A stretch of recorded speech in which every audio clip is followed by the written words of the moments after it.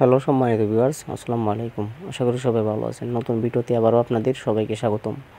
তো আজকে ভিডিওতে দেখিয়ে দেব একটি বাথরুমের কাজ করার পর কিভাবে একটি লাইন ফলসাতে নিতে হয় আর কোথায় গরম লাইন নিয়ে রাখতে হয় আর কিভাবে ট্যাঙ্কির মাঝে সঠিক নিয়মে ইনপুট করতে হয় আর আউটপুট করতে হয়। সম্পূর্ণ একটি বাথরুমের কাজ অথবা একটি ফুল পাইপ ফিটিং আমরা যেভাবে করে থাকি, তো অবশ্যই ফুল ভিডিওটা দেখবেন। দেখতে পাচ্ছেন আমরা দুটি লাইন আমরা ফলসাদের উপরে নিয়ে নিয়েছি, একটি হলো গরম, একটি ঠান্ডা।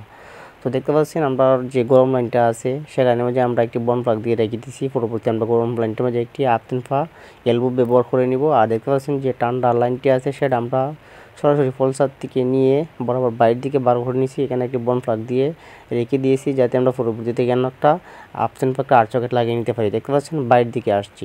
তো বাইরের দিকে আসার পর দেখতে পাচ্ছেন যে ঠান্ডা লাইনটা আমরা সরাসরি ছাদের মাঝে নিয়ে নিছি। দেখতে পাচ্ছেন আমরা ছাদের মাঝে আসছি।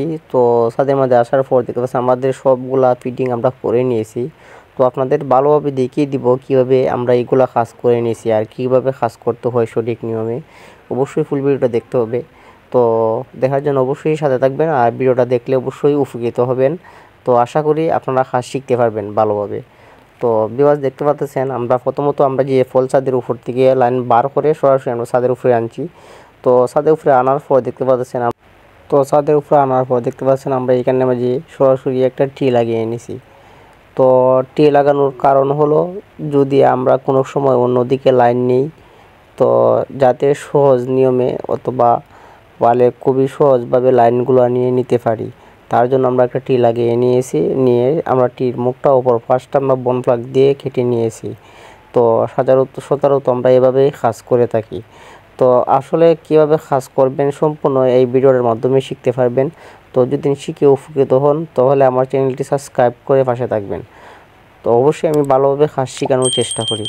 তো ভিউয়ার্স দেখতে পাচ্ছেন এখান থেকে আমরা সরাসরি আমরা ট্যাঙ্কির দ্বারা নিয়ে চলে আসলাম। তো ট্যাঙ্কির দ্বারা চলে আসার পর দেখতে পাচ্ছেন আমরা ট্যাঙ্কির যে জামনাটটা আছে তো ট্যাঙ্কির জামনাটটার সাথে আমরা সরাসরি একটা টি লাগিয়ে নিয়েছি। তো আমরা টিটা দিয়েছি খাড়া করে যাতে আমাদের কাজগুলো সুন্দর হয় অথবা ভালো হয়। তো যাতে পানির প্রেশারও একটু বৃদ্ধি পায়, যেহেতু আমার ট্যাঙ্কিটা আমরা ইটের উপরে খাড়া রাখছি।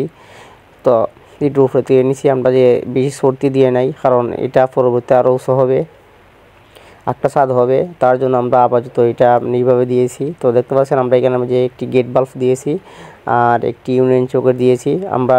আমরা দুইটি বাথরুম আছে, দুইটি বাথরুম আমরা কন্ট্রোল করে নিয়েছি ট্যাঙ্কির উপর থেকেও, আর ট্যাঙ্কির উপর থেকে আমরা কন্ট্রোল করে নিয়ে নিছি।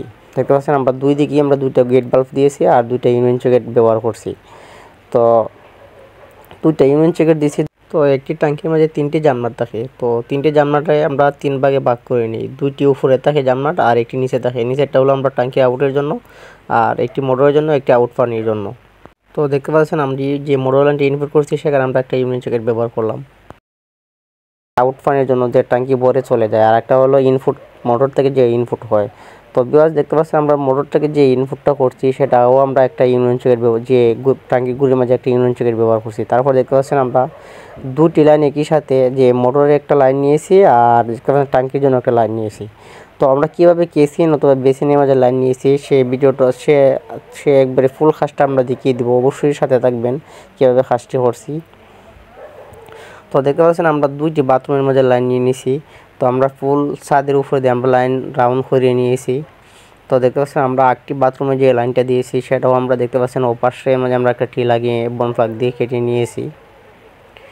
তো সচরাচর আমরা এভাবে একটি বিল্ডিংয়ের পাইপ ফিটিংয়ের কাজ করে থাকি, যেহেতু আমরা পরবর্তীতে যদি কাজ করা লাগে যাতে আমরা সহজভাবে কাজ করতে পারি। এখন আমরা মোটরের মধ্যে চলে যাব। তো মোটরের কানেকশনটা আমরা কিভাবে দিলাম তো সেটাও আমরা দেখিয়ে দিতেছি। তো ভিউয়ার্স দেখতে পাচ্ছেন আমরা মোটরের মাঝে আমরা দেখতে পাচ্ছেন আমরা এখানে দুইটি পাইপ আমরা লামিয়ে নিয়েছি। একটা হলো আমাদের ট্যাঙ্কির জন্য, সেটা আমরা বেচিনে অথবা কিচেনে চলে গেছে, আর একটা মোটর থেকে ইনপুট করে আমরা সরাসরি ট্যাঙ্কির মধ্যে যেটা নিয়েছি সেটা। তো দেখতে পাচ্ছেন আমরা কীভাবে পাইপগুলো ফিটিং করে নিয়েছি, খুবই সুন্দরভাবে কেলে মেরে নিয়েছি। তো সচরাচর আমরা এইভাবে কাজ করে থাকি। আর মোটরের গুঁড়ার মাঝে আমরা দেখতে পাচ্ছেন ইউনিয়ন চোকার ব্যবহার করছি, একটা গেট বাল্ব ব্যবহার করছি। তো এখন আমরা কেসিনের মধ্যে ভিতরে চলে যাব। তো দেখতে পাচ্ছেন আমরা ভিতরে চলে আসছি। তো ভিতরের মাঝে আমরা দুটো লাইন আনছি, একটা হলো আমাদের মোটরের যে ফ্রেশ পানি আছে সেটা, আর একটা হলো ট্যাঙ্কির যে পানি নামবে সেটা। তো দেখতে পাচ্ছেন যে আমরা দুটি লাইন রাখার পর যে আমরা এখানে আমরা একটা সিং হবে, সিংয়ের নিচে আমরা একটা ওয়াইস্টেল লাইন রেখে দিয়েছি, সেখানে আমরা একটা হাউস হবে। তো আমরা বেসিনের মধ্যে চলে যাব। তো বেসিনের লাইনটা আমরা দেখিয়ে দিব কীভাবে করছি।